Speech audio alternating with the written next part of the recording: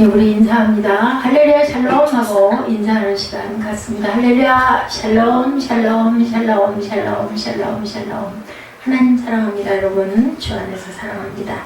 예, 오늘 사사기 14장 1절에서부터 끝절까지 우리 함께 교독했습니다. 20절까지죠. 다행히 길지는 않습니다. 불순종을 통한 구원에 대한 부분은 우리 14장 내용 전체 한번 쭉 둘러보도록 하죠. 14장에서부터 17장까지는 삼손의 사역이 나타납니다. 그래서 가장 긴, 삼손이 가장 길게 기록이 되어 있다. 성경에 이렇게 나타나고 있습니다. 하나님의 섭리에 의해서 모태에서부터 몰로 사사로 부름을 받았죠. 그 삼손이 장성해서 마침내 하나님의 사사가 됐습니다. 사사 중에서 성경 전체에 가장 긴 장을 차지하고 있다. 이 삼손의 그 내용은. 그리고 본격적으로 이스라엘의 구원 사역을 이제 수행하게 됩니다. 그러나 삼손 역시도 죄 가운데 태어나서 타락하고 부패한 세상에 살아가는 이상 완전히 무험한 삶을 살 수는 없죠. 무험한 삶을 사는 사람은 아무도 없습니다. 사람으로는. 그럼에도 불구하고 하나님께서 이런 삼손을 통해 당신의 뜻을 이루어 나가십니다. 아이고 내가 이래서 되겠냐 하는 생각이 마음에 들었다는 것처럼 그럼에도 불구하고 하나님께서는 쓰시죠. 그런 생각을 하는 게 지금 엄청나게 장성한 분량으로 자라난 겁니다. 저 같으면 뭐까짓 거 뭐 네가 왜 그래? 그러니까 내가 이랬지 이렇게 생각하게 되죠. 여기 본문의 삼손의 첫 번째 사역으로 딥나 여인과의 결혼 과정, 결국은 결혼해서 신방도 못 차리고 결혼식만 하고는 끝났어요. 그죠? 블레셋 응징 사건이 첫 번째로 나타납니다. 1, 2절에 보면 삼손이 블레셋 여인을 사랑했다라고 나타나 있습니다. 그는 모태로부터 나시린이로 부름받았기 때문에 이스라엘의 순결한 처녀를 당연히 아내로 맞이해야 됐는데 이제 혼인할 나이가 됐어요. 그죠? 그러나 삼손은 그렇게 하지 않습니다. 오랜 세월 블레셋 지배를 받아서 이스라엘과 블레셋 사람들 사이에는 아주 통행이 자유스럽게 왔다 갔다 하게 됐어요. 이런 기회를 통해 삼손은 블레셋 여인을 바라보다 보니까 사랑하는 마음이 들었다. 그래서 삼손은 사사로서의 직분을 망각한 채 결혼을 진행하게 됩니다. 더러는 우리 믿는 자들 가운데도 이렇게 지금도 보면 믿지 않는 사람과 결혼하는 경우가 있는데 이 부분은 정말 깊이 생각을 해야 되고 사귈 때부터 종교가 같은 사람을 만나는 게 가장 바람직한 일이고 그렇지 못하면 그를 분명히 그리스도 안으로 이끌어서 같은 신앙을 가지고 교회를 나가는 그러한 결혼 가정을 만들어야 되겠죠. 그러나 엄밀하게 따져볼 때 불신자와의 그 결혼은 그렇게 바람직하지는 못하다. 잘못하면 그런데죠. 결혼하기 전에는 교회에 같이 나가고 어디 다 하고 11조도 하고 내가 교회 섬기고 할 거고 이렇게 대답은 꿀떡같이 해놓고 결혼하고 나서 내가 언제 그랬어? 아니면은 조금씩 뒤로 꼬무니를 빼는 그런 일들이 너무나 많기 때문에 그래서 그런 걸로 인해서 불화가 생길 수도 있기 때문에 그것은 일단은 방지를 하려면 믿음 있는 같은 사람들끼리 결혼하는 게 가장 바람직하다. 불신 결혼을 삼가해라. 고린도후서 6장 14절에 너희는 믿지 않는 자와 멍해를 함께 매지 말라. 의와 불법이 어찌 함께하며 빛과 어둠이 어찌 사귀겠느냐라고 말씀합니다. 그리고 올바른 혼인 자세에 대해서 창세기 24장 63절에서 65절에 이삭이 저물 때 들에 나가 묵상하다가 눈을 들어보매 낙타들이 오는지라. 리브가가 눈을 들어 이삭을 바라보며 낙타에서 내려 종에게 말하되 들에서 배회하다. 우리에게로 마주오는 자가 누구냐? 종이 이르되 이는 내 주인이니이다. 리브가가 너울을 가지고 자기 얼굴을 가리더라. 이렇게 나타나 있습니다. 부모의 명령을 거역하는 부분이 또한 나타납니다. 딥나 출신 블레셋 여인을 사랑하는 삼손은 부모에게 큰 근심거리가 되어버렸어요. 더욱이 삼손의 부모인 마노아 부부는 정말로 믿음이 신실했죠. 하나님으로부터 삼손을 나시린으로 거룩하고 성결하게 양육하라는 지시를 받을 정도로 왜 그랬겠어요. 이 부부가 그렇게 신실하게 기도를 많이 하는 부부였기 때문에 하나님이 이런 지시를 내렸습니다. 그래서 부모들은 삼손에게 블레셋 여인과의 혼인을 삼가하도록 신신당부라고 타이르는 부분이 나타나지만 이미 사랑에 눈이 먼 삼손, 그래서 자식 이기는 부모 없다 이런 말이 있죠. 부모의 당부를 거절하고 블레셋 여인과 혼인 계획을 추진해 나갑니다. 보면 그 앞절에 보면은 나타나죠. 3절에 그의 부모가 그에게 이르되 내 형제들의 딸들 중에나 내 백성 중에 어찌 여자가 없어서 내가 헬려받지 아니한 블레셋 사람이 가서 아내를 맞으려 하느냐 하니 삼손이 그의 아버지에게 이르되 내가 그 여자를 좋아하오니 나를 위하여 그 여자를 데려오소서 하니라.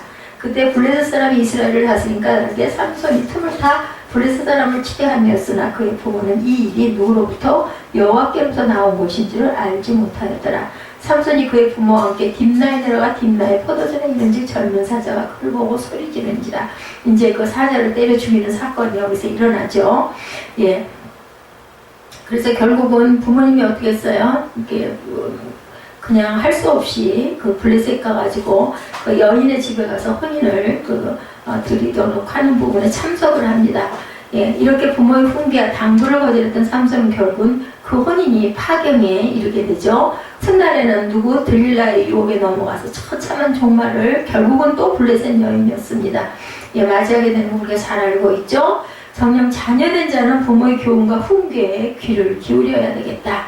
부모를 공경하라고 말씀하죠. 에베소서 6장 1절에 자녀들아 주 안에서 너희 부모에게 순종하라. 이것이 옳으니라.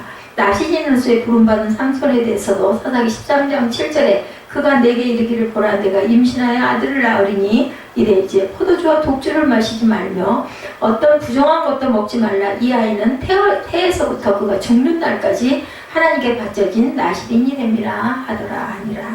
딥나 여인과의 혼인을 묵인하는 부모. 맨손으로 사자를 죽이는 사건이 오전에 나타나죠. 딥나는 내려가서 삼손은 도중 어린 사자 한 마리를 만났다. 그래서 거기서 이제 수수께끼가 또 만들어집니다. 그리고 이때 하나님의 신의 감동을 힘입어 맨손으로 사자를 찢어 죽이는 괴력을 발휘했다고 6절에 드러나 있습니다. 참으로 인간의 상식으로는 도무지 상상도 할 수 없는 엄청난 힘이 삼손을 지배하고 있습니다. 하나님께서 그 힘을 주신 거죠. 그리고 이 힘은 이스라엘을 구원하기 위한 하나님의 섭리의 일환으로 도구로 사용되어야 하는 그러한 힘이었습니다. 이렇게 하나님께서는 하나님의 택한 백성, 하나님의 거룩한 사역을 맡은 사역자에게는 반드시 필요하고 적절한 능력을 주신다고 충성하라고 말씀합니다. 그 대신 고린도전서 4장 2절에 그리고 맡은 자들에게 구할 것은 뭐다? 충성이니라. 힘과 능력을 주신 하나님에 대해서 사사기 15장 4절에 삼손이 가서 여우 300마리를 붙들어 그 꼬리와 꼬리를 메고 회를 가지고 그 두 꼬리 사이에 한 회를 달고 말이 그렇지 여우 300명 300마리 그 꼬리와 꼬리를 묶어내려면 얼마나 힘이 들었겠어요? 가만히 있었겠어요? 여우들이 꼬리 묶어라 하고 대고 있지는 않았을 거예요. 그죠? 그걸 다 붙들어가지고 300마리를 3마리도 아니고 30마리도 아니고 힘이 보통이 아니었다라는 것이 나타나죠. 결국은 부모가 져서 아들한테 져서 약혼식에 참여하는 부분이 10절에 나타납니다. 삼손의 간청에 못 이겨 딥나 출신 블레셋 여인과 혼인을 허락한 부모들은 삼손이 딥나로 내려갈 때 동행했다라고 나타납니다. 그러나 잘못된 일이었죠. 자녀를 나시린으로 신앙 가운데 양육하라는 당부를 몇 차례에 걸쳐 하나님 앞에서 받았건만 삼손의 부모들은 하나님의 명령과 지시를 결과적으로는 거역했다. 아무리 자녀가 사랑스럽다 하더라도 신앙의 부모된 사람들은 반드시 하나님의 법도 가운데 자녀를 양육해야 할 사명이 있음을 이 말씀을 통해서 우리가 명심해야 되겠다는 거죠. 주의 훈계와 율례로 양육하라고 신명기 6장 7절에 내 자녀에게 부지런히 가르치며 집에 앉았을 때든지 길을 갈 때든지 누워있을 때든지 일어날 때든지 이 말씀을 강론할 것이며 불신혼인 사례에 대해서 창세기 6장 2절에 하나님의 아들들이 사람의 딸들의 아름다움을 보고 자기들이 좋아하는 모든 여자를 아내로 삼았다. 그러니까는 하나님의 아들들이 그러니까 믿는 사람들이 믿지 않는 세상 여자와 결혼을 한 상태를 이렇게 창세기 6장 2절에서는 상징적으로 나타납니다. 블레셋의 풍습을 본받게 되겠죠. 블레셋에 가서 결혼식을 치렀으니까 삼손과 부모들은 신부가 될 딥나 여인의 집으로 가서 혼인잔치를 준비합니다.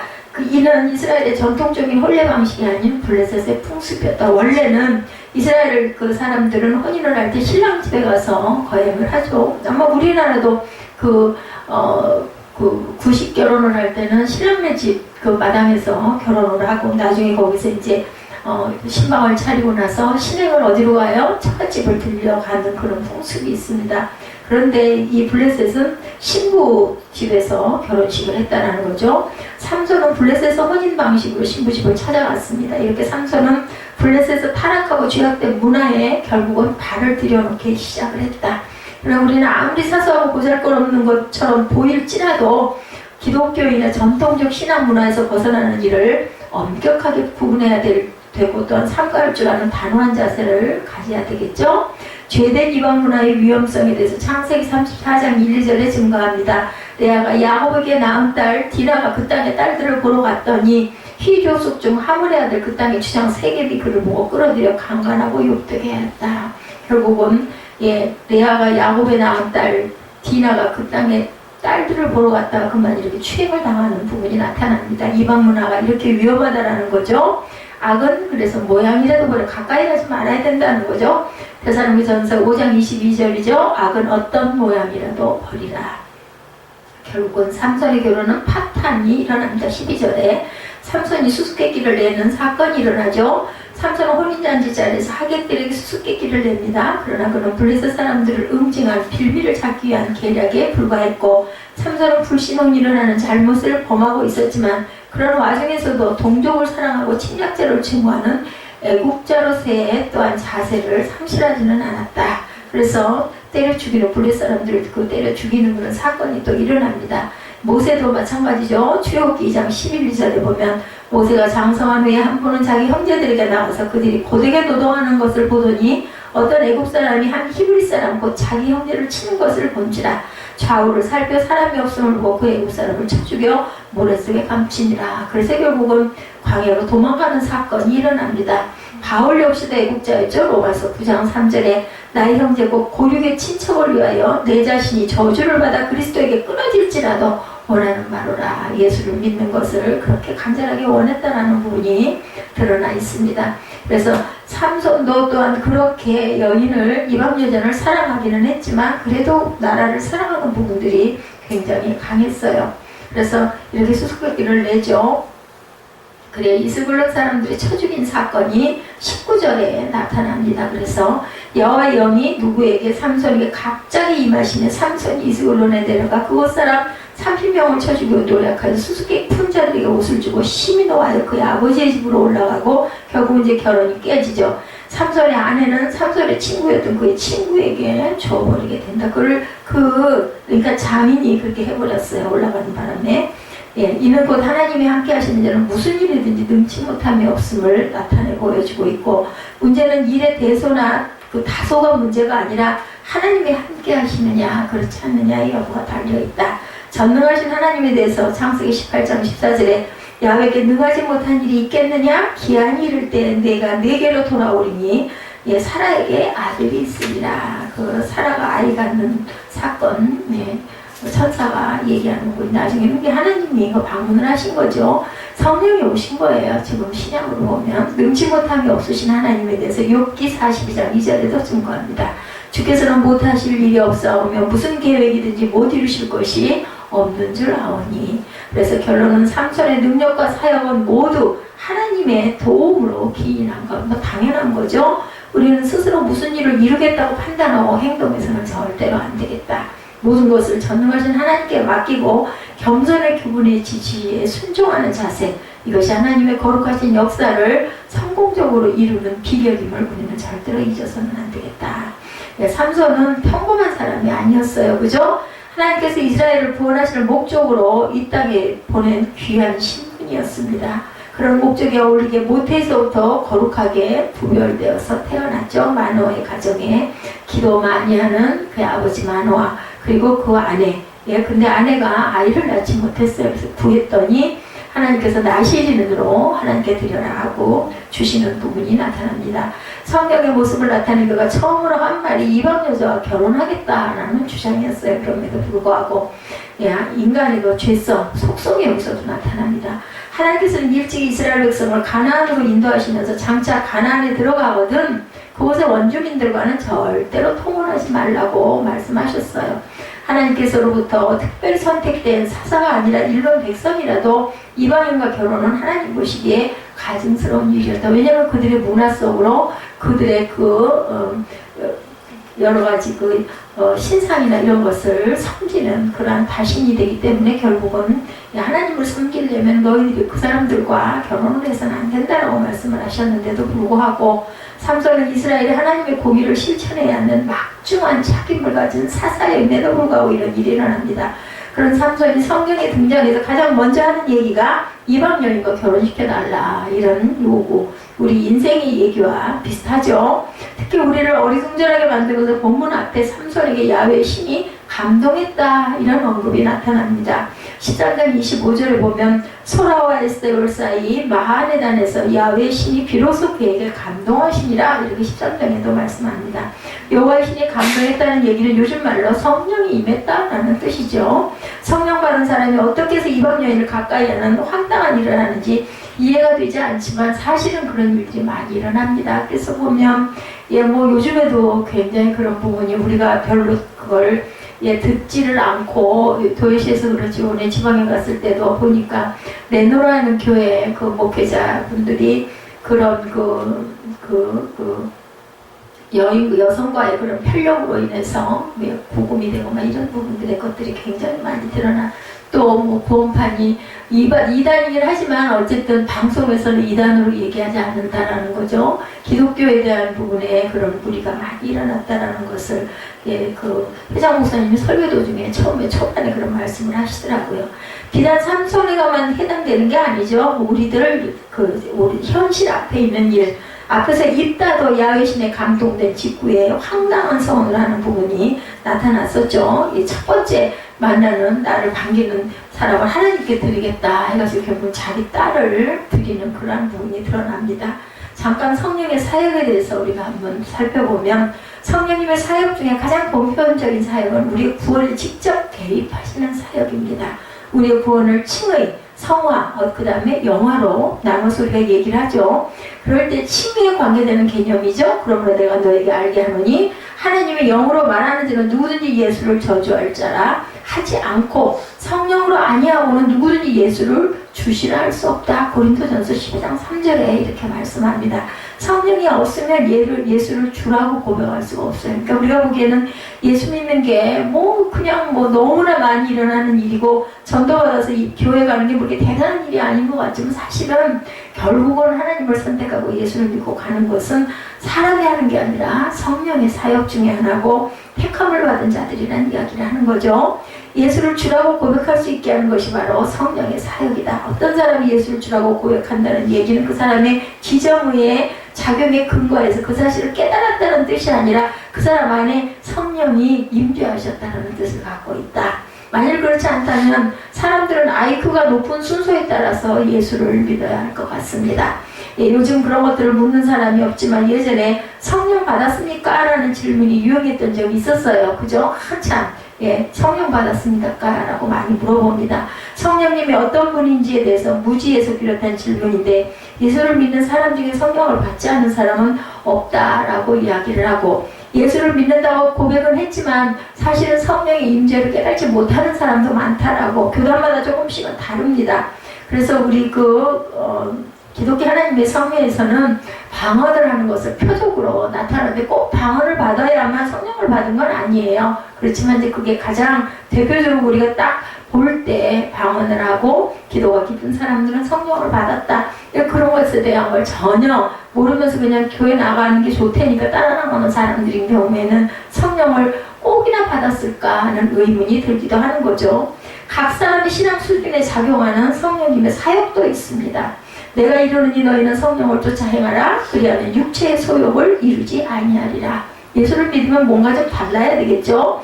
육체의 소욕은 성령을 거스르고 성령의 소욕은 육체를 거스리나니 이 둘이 서로 대적함으로 너희의 원하는 것을 하지 못하게 하려 합니다. 갈라디아서 5장 16, 7절에 말씀하고 있습니다. 잘못된 것은 못하게 하죠. 성령께서 네 그래서 되겠니? 이 마음이 하나님께서 하시는 말씀입니다. 성령님의 소욕은 우리 육체의 소욕과 항상 반대예요. 기도해 보면 항상 반대더라고요. 우리의 본성상 우리는 죄인이기 때문에 죄에 가까운 것, 그 나를 보호해서 나를 먼저 나를 감싸서 항상 생각을 하게 되는데 하나님께서는 그렇지 않으십니다. 그래서 뭐 내가 잘못했어? 제가 그랬으니까 내가 이랬지 그러더라도 기도하다 보면은 내가 먼저 잘못했구나, 내가 먼저 사과해야 됐을 걸 그랬다, 이런 마음이 항상 오더라고요. 그렇지만 성령님은 하나님과 같은 분이고 우리를 하나님 편으로 끌어당기기 위해서 굉장히 애를 쓰시는 분이 바로 성령이시다. 결국 성령이 충만하다는 얘기는 육체의 소욕을 억누르고 성령님의 이끄심에 순종하는 그러한 그 모습이 바로 성령의 소욕입니다. 구원의 칭의, 성화, 영어로 얘기할 때 성화된 정도가 곧 성령 충만한 정도다. 그리고는 우리는 조금씩 성령을 채워나가죠. 근데 결국 돌아갈 때는 영화의 수준에 오른다라고 이야기를 합니다. 성령을 읽다 보면 야훼 신이 사울을 떠났다라고 얘기는 성령이 떠나셨다는 사무엘상 16장 14절입니다. 성령이 떠날 수도 있다는 얘기는 지금 우리 안에 내주하셔서 우리로 하여금 그리스도가 주심을 알게 한 성령님의 사역과 구분되는 사역이기도 하다. 입다에게 야훼 신이 임했다는 얘기나 삼손에게 야훼 신이 감동했다는 것이 바로 여기에 해당합니다. 예수님의 제자는 가룟 유다는 분명히 구원을 받지 못한 사람이죠. 겉으로는 믿는 것 같았지만 사실은 아니었다는 이런 우리 성도라고 하면 안 되겠죠. 예수 믿는다고 얘기는 교인이라고 표현을 하더라고요. 보면 이런 분들이 굉장히 많다라는 것. 구원받지 못했다는 이야기는 그 안에 성령께서 내주하시지 않았다라는 뜻입니다. 자신의 이지적인 판단에 따라서 예수님을 따라다니긴 했는데 가룟 유다 같은 경우에는 성령님의 감동하심으로 예수를 주라고 고백을 하진 않았다. 그래서 항상 보면 선생님이여 하고 가룟 유다는 얘기하는 부분이 많이 보입니다. 유다도 복음서에 보면 70일의 제자가 파송되었을 때 각처에 다니면서 병든 자를 고치고 귀신을 쫓아내는 일을 했어요. 가룟 유다도 성령께서 유다 안에 그런 일을 행하셨습니다. 이런 것이 성령께서 하시는 사역의 한 단면인데 그 사람의 신앙 수준이나 구원과 관계없이 특별한 일만 하는 것. 삼손이 임한 야훼 신은 세 번째에 해당합니다. 그런 삼손이 이방 여인과의 결혼을 추진했다. 부모가 말려도 안 듣죠. 내가 그 여자를 좋아하오니 나를 위하여 그를 데려오소서 하고 삼손은 고집을 부렸고 부모는 그것을 말리다 못 말리죠. 자기가 그 여자를 좋아하니까 나를 위해서 데려와 달라 부모에게 이렇게 이야기를 합니다. 그래서 우리는 삼손의 그 선택 기준을 엿볼 수가 있죠. 그의 선택 기준은 내가 그 여자를 좋아하오니 내가 좋아하는데 어떨 거야 이 말이에요. 나만 좋으면 그만이다. 그것이 과연 사회적으로 용인되는 것인지에 대해서는 관심이 없어요. 자기 그런 생각에 대해서 부모님은 뭐라고 하시는지에 대해서도 관심이 없고 아마 제가 보기에는 삼손이 그렇게 힘을 쓰고 그저 사자를 때려잡고 이런 부분이 있다 보니까 부모님도 말은 그렇게 했지만 결국은 진 거죠. 하나님께서 싫어하시는 일에는 사실에 대해서도 관심이 없어요. 그냥 내가 좋으면 그만이다. 그리고 인간의 속성이기도 합니다. 그때 이스라엘에 왕이 없기 때문에 사람이 각각 자기 소견에 옳은 대로 행하였더라 이렇게 증거되어 있습니다. 사사기 전체 주제와 걸맞는 부분이에요. 이때 블레셋 사람이 이스라엘을 관하는 고로 삼손이 틈을 타서 블레셋 사람을 치려함이었으나 그 부모는 이 일에 여호와께로 나온 것인 줄을 알지 못하더라. 오늘 보면 4절에도 이렇게 얘기하죠. 이 구절은 보면 삼손이 블레셋을 공격할 단초에 얻기 위하여 진즉 결혼을 추진했는데 삼손이 그런 생각을 한 것은 하나님께서 지혜를 주시기 때문이다 라는 뜻과 같지만 그렇지만 사실은 당장 하나님의 도덕성에 문제가 생기기 때문에 이건 옳은 얘기가 아니고 이방인과의 통혼을 금지시킨 하나님께서 블레셋을 응징할 핑계를 만드느라고 반인륜적인 일을 사주한다는 것은 말이 안 되겠죠. 삼손은 하나님에 의해서 선택된 사람이었고 그가 무엇을 하든지 하나님께서는 그를 통해 블레셋을 징벌할 경륜을 갖고 계신 분이었고 삼손이 하나님의 말씀에 온전히 순종하면 그 일이 잘 이루어지고 삼손이 불순종하면 더다 이루어지고 있는 일은 일어나지 않는다. 하나님께서는 뜻을 가진 이상 그 삼손의 처신에 관계없이 하나님의 뜻을 이뤄가게 된다라는 겁니다. 이스라엘을 블레셋의 압제에서부터 구원해야 할 삼손이 자기 임무를 망각하고 블레셋 여인과의 결혼을 추진한다고 해서 하나님의 일이 절대로 방해를 받지는 않는다. 결과적으로는 이루고 가시죠. 근데 과정에 약간 돌아가는 일들은 있습니다. 보면 요셉이 형들에 의해서 종으로 팔렸습니다. 그렇지만 형들의 악행으로 인해 나중에는 야곱 일가가 기근에서부터 구원을 받게 되죠. 그렇다고 해서 요셉이 팔아넘긴 행위가 정당하다는 건 아니에요. 옳은 건 아니었습니다. 요셉의 형들은 요셉을 미워해서 그런 일을 꾸몄지만 하나님께서는 그 일을 통해서 하나님께서 하시고자 하는 일을 넉넉히 이루고, 그 대신에 요셉이 고난을 좀 많이 받죠. 거기서 보호는 하십니다. 절대로 죽이지는 않죠. 삼손도 마찬가지죠. 하나님의 사역에는 관심이 없어요. 그죠? 그래서 자기가 하고 싶은 일을 자기 마음대로 하려고 합니다. 그렇지만 하나님께서는 그런 삼손의 행동을 통해서도 하나님의 뜻을 이룬다. 여인하고의 잘못된 이방 여인과 결혼은 결혼이고 블레셋을 쳐내는 것도 쳐냅니다. 그 중에도 보면 참 아이러니다라는 생각이 들지만 우리도 그렇죠. 예수 믿는다고 해서 다 옳은 행동만 하는 건 아니에요. 거리낌의 행동을 합니다. 하면서도 또 하나님께 충성하고 또 하나님을 섬기고, 그죠? 교회를 섬기는 일은 또 섬기는 일들 하죠. 그 안에서도 하나님은 일을 이루시고, 그러면서 우리는 성화를 겪어간다라는 그런 부분에 어떤 그 같은 뜻일 수도 있겠죠. 삼손이 자기 고집대로 이방 여인과의 결혼을 추진할 때 일이죠. 중간에 사자를 만났는데 삼손이 맨손으로 사자를 찢어 죽여. 이런 것도 하나님의 신이 감동해서 그 안에 성령의 능력이 있구나라는 것을 나타냅니다. 삼손이 사자를 만났다는 사실은 그 자체가 어떤 메시지일 수도 있습니다. 옳지 못한 결혼을 추진하다 도중에 사자를 만났으니 자기 행위가 혹시 하나님 보시기에 옳지 않은 일은 아닌지 돌아볼 수 있는 계기도 마련될 수도 있는데, 만약에 사자를 죽이지 못하고 사자에게 아주 죽지는 않을 만큼 혼이 났다, 예를 들어서, 그러면 아마 삼손이 깜짝 놀라가지고 내가 이거 하는 게 이게 벌을 받아가지고 이런 생각을 할 건데, 그만 이겼어요. 넉넉하게 찢어 죽이고, 그죠? 승리를 하다 보니까 거기에서 아마 그런 내가 이거 잘못하고 있는 건가, 이런 가책을 느끼지 않은 것 같지는 않을까, 이런 생각도 듭니다. 우리가 그렇잖아요. 뭐가 잘못되면 깜짝 놀라고 겁이 좀 나는데 너무너무 앞길이 평탄하게 잘 되면 잘못하면서도 별로 이 정도야 괜찮으니까 이런 마음을 먹게 되는 거죠. 만일 이때 삼손이 사자를 찢어 죽인 것이 아니라 사자에게 물려서 전지 10주 정도의 아주 큰 혼이 났으면 죽기 직전까지 갔더라면, 그죠? 그 회개를 했을 것 같습니다. 병원 침대에 누워서 링거 주사를 맞으면서 그러고 보니 내가 잠시 제정신이 아니었어 하고 깨달을 수도 있었을 텐데, 그죠? 근데 그렇게 되질 않았어요. 하나님의 간섭을 느낄 여지가 아예 없었어요. 넉넉히 이겼기 때문에. 삼손의 눈에는 마땅히 보였어야 할 하나님의 간섭은 보이지 않고 자신의 그 능력, 그리고 이쁜 여자, 그죠? 세상에 어떤 쾌락이 눈에 먼저 보였다는 거죠. 얼마 후에 삼손이 그 여자를 취하려고 다시 가더니 돌이켜 그 사자의 죽음을 본즉 사자의 몸에 벌떼와 꿀이 있는지라 손으로 그 꿀을 취해서 행하고 먹고, 저는 이걸 보면서도 얼마나 우스운 생각을 했는지 성경을 보면서 손으로 그 꿀을 움켜져서 벌써 먹고 찐덕거려서 그걸 어떻게 했을까. 그리고 또 떠가지고 부모님에게 갖다 드려 뭘로 떴을까. 저는 생각을 하면 그런 생각이 먼저 나는 거예요. 끈적거리는 그 손을 가지고 어떻게 갔을까. 어디 씻을 때는 있었겠죠. 그런데 씻었겠죠. 그리고 그걸 떠다 부모에게 또 드렸어요. 효자이기도 해. 보면 또 남겨가지고 떠다가 부모를 갖다 준 거예요. 그러면서도 얘기를 안 했어요. 사자의 몸에서 취한 그 꿀이 그 사자의 몸 죽음에 들러붙어서 있던 그 벌들에게서 나온 꿀이라는 얘기를 했으면 먹겠어요? 못 먹겠죠.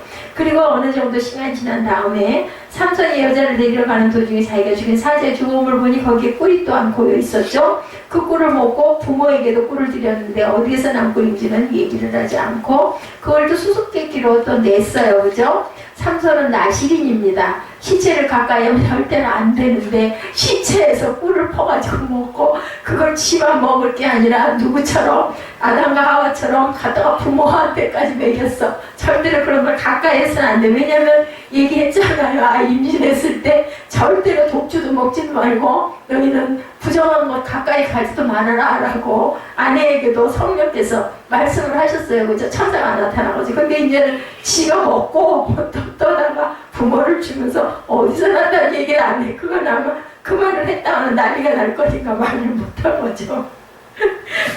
우리는 이런 인생들입니다.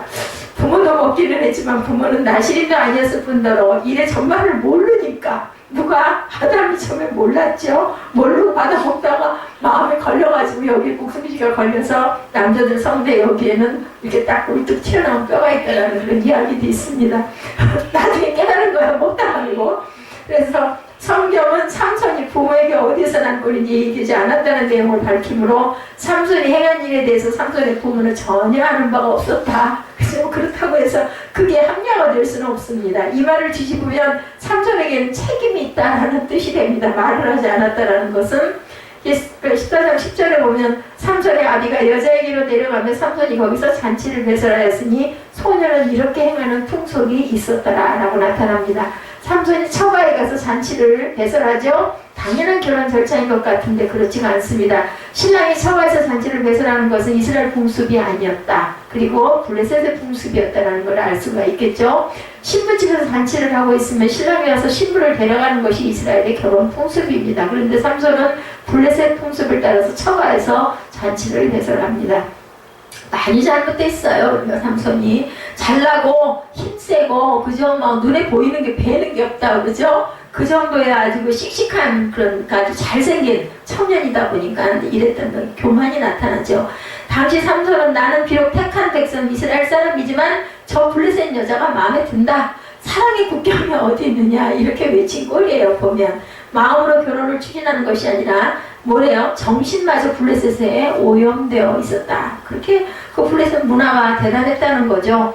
잔치를 즐기는 기간의 일, 삼손이 블레셋 사람들과 어울려 놀면서 수수께끼 며칠 동안 일주일이 걸린 거죠. 그러니까 잔치가 일주일 동안 진행됐다는 것이 드러납니다. 베옷 30벌과 겉옷 30벌을 걸고 내기를 했어요. 그죠? 먹는 자에게는 먹는 것이 나오고 강한 자에게는 단 것이 나온 것이 뭐냐. 이거는 그 수수께끼는 누구밖에 맞출 수가 없어요. 삼손, 겪은 사람 아니면 알 수가 없는 수수께끼를 내기도 옳은 건 아닙니다.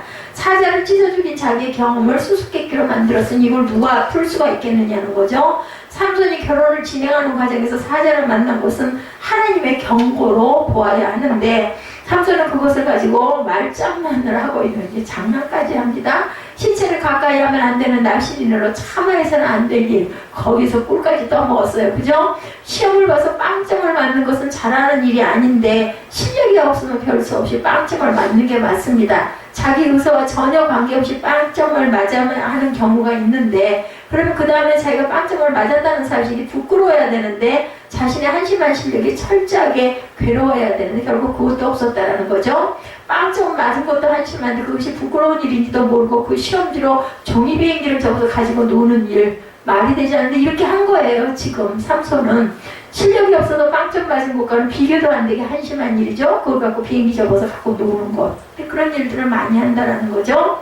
한편 블레셋 사람들은 삼손이 낸 수수께끼를 도저히 풀 길이 없어서 약정한 기한이 이르도록 그 수수께끼를 풀지 못하자 폐법을 동원하죠. 삼손의 아내를 협박을 하는 사건이 일어납니다.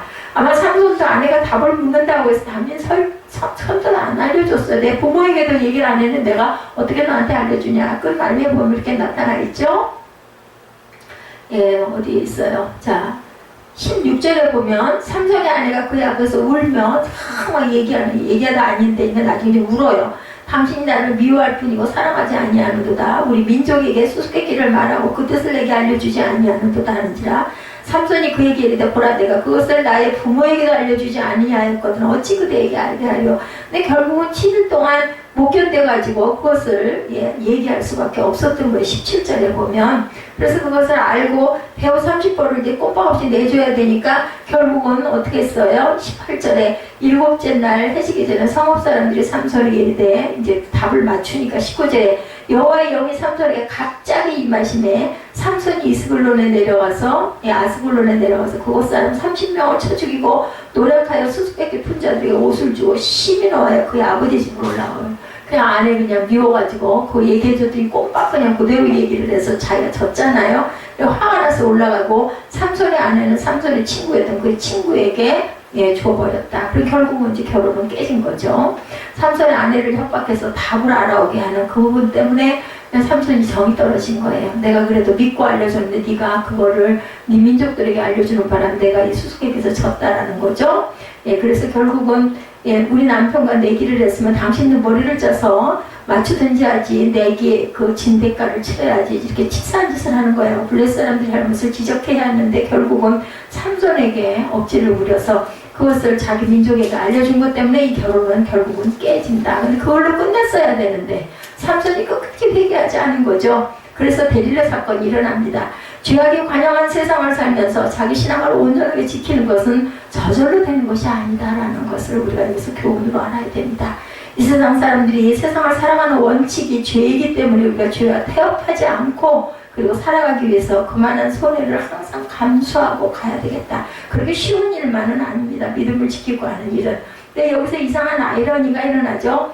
어떤 사람이 신앙의 양심을 지키다가 손해를 보면 누구를 원망해 이치에 맞을까? 신앙 양심을 가지고 정당하게 살아서 손해를 보면 자기에게 있는 신앙이 잘못된 것이 아니라 세상이 잘못되고 원망스러워야 되는데 결국은 뭐라 그래요? 교회를 원망합니다. 하나님을 원망합니다. 내가 그렇게 예수 믿고 내가 그렇게 헌신도 그렇게 했는데 맨날 이런 일이 일어나는 거예요. 하나님을 원망하죠. 사회 제대로 원망하지 않습니다. 괜히 말씀대로 살아서 이상 고생을 한다. 푸념이 결국은 하나님께로 돌아가는 일. 어떤 사람이 한의원에 가서 약을 짓습니다. 한의사가 약을 지어주면서 돼지고기와 닭고기를 먹지 말아라 라고 얘기를 해요.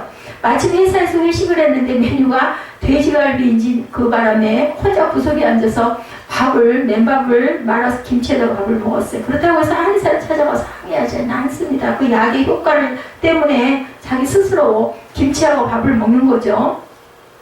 교회에서는 그런 사람들이 한둘이 아니에요. 신앙을 지켜서 세상을 사는 것이 힘들어지면 목사에게 투정을 부리게 되고 나중에 결국은 하나님의 책임이다 이렇게 원망을 하게 되죠. 신앙을 지키기 위해서라면 아무리 힘든 일이라도 감수한다는 생각은 없습니다. 신앙도 좋지만 세상에서 손해보기 싫다. 내가 예수를 믿으면 내 일이 잘 돼야지 왜 이런 일이 자꾸 일어나 이렇게 생각을 한다는 거죠. 답이 노출되는 따라 삼손이 4개 지고 말았어요. 4개 진 삼손은 당초 약조대로 겉옷 30벌과 백옷 30벌로 구해와야 됐고 성경시대의 옷은 정말 지금의 옷과 개념이 다른 재산이에요. 재산. 그래서 뭐라 그래요? 항상 옷이 겉옷 한 벌이다 라고 얘기를 하죠. 속옷이 있을 리가 없었다라고 얘기를 합니다. 보통 때는 입고 지내다가 잠을 잘 때는 것을 덮고 잤다고 그래요. 겉옷을. 전당포에서 옷을 전등 잡을 경우에도 날이 저물기 전에는 돌려주는 그런 예가 있었다고 합니다. 그런 옷을 무려 30벌이나 준비하면 대단한 재산이에요. 그 시대에는. 그 안에 별도로 배옷도 또한 30벌이 필요했습니다. 그걸 내기에 냈으니까. 이때 삼손은 아스글론에 가서 그곳 사람 30명을 쳐 죽이고 옷을 노략을에다 갖다가 던져줍니다. 원색적으로 표현하면 노름빛을 갚기 위해서 뭐를 했어요? 살인을 했어요. 또 죄를 졌죠. 이때 삼손이 죽이는 아스글론 사람들은 이스라엘의 구원을 위해서 마땅히 격퇴해야 할 블레셋 족속인 것은 맞습니다. 다행스럽게. 그렇지만 본문에서 삼손이 아스글론 사람을 죽인 것은 지금까지 언급된 전쟁과는 본질적으로 성격 자체가 달랐다는 거죠. 삼손은 하나님으로부터 위탁받은 성전을 수행한 것이 아니라 자기 개인적인 감정을 발산하고 있는데 공교롭게도 그 대상이 블레셋일 뿐이었다. 그래서 얼마나 천만다행이에요. 그래도 적군을 죽일 수 있었던 게 다행이지 만약에 이스라엘 백성을 죽였더라면 더 큰 죄를 질 뻔했죠. 드보라가 가나안을 이긴 것이나 기드온이 미디안을 무찌른 것과는 차원이 다른 전쟁이었다. 삼손에게는 자기가 하나님의 사람이라는 자의식이 없었다는 거예요. 단지 자기 하고 싶은 대로 일을 했는데 자기가 하는 일의 방향이 하나님의 뜻에 맞았고 힘을 주시는 하나님의 그 힘 덕분으로 결국은 전쟁에서 이겼다는 거지. 이때 삼손이 내기에서 이겼다고 가정했을 때 아마 삼손은 자기 주변에 아스글론 사람들이 있거나 말거나 신경 쓰지 않고 블레셋 여자와 결혼해서 아들, 딸 낳고 잘 살았을 것이라는 거죠. 어떤 사람이 교회 봉사하는 경우에 따라서 교회 봉사하는 것이 뭐 재미있을 수도 있어요. 예, 가치들 얘기들하고 보면 아주 혼자는 일을 못하죠. 가치들을 얘기하면서 합니다. 근데 교회 봉사에서 재미를 느끼는 것 자체는 잘못이 아니에요. 즐겁게 하면 좋죠. 근데 재미가 있으면 봉사하고 재미없으면 봉사 안 하는 건 잘못된다는 것을 우리가 알아야 되겠다. 자기가 느끼는 재미가 마침 교회 진행 방향과 일치하면 봉사하고 일치하지 않으면 봉사하지 않는 그것은 봉사가 아니다. 우리는 우리의 감정보다 하나님의 뜻을 앞세워 갈 줄 아는 그러한 성숙한 믿음의 사람들이 돼야 된다는 거죠. 삼손이 아무리 아스글론 사람들을 죽였어도 그것은 블레셋을 무찌른 것이 아니라 노름빛을 감느라고 양민을 학살한 것에 불과하다.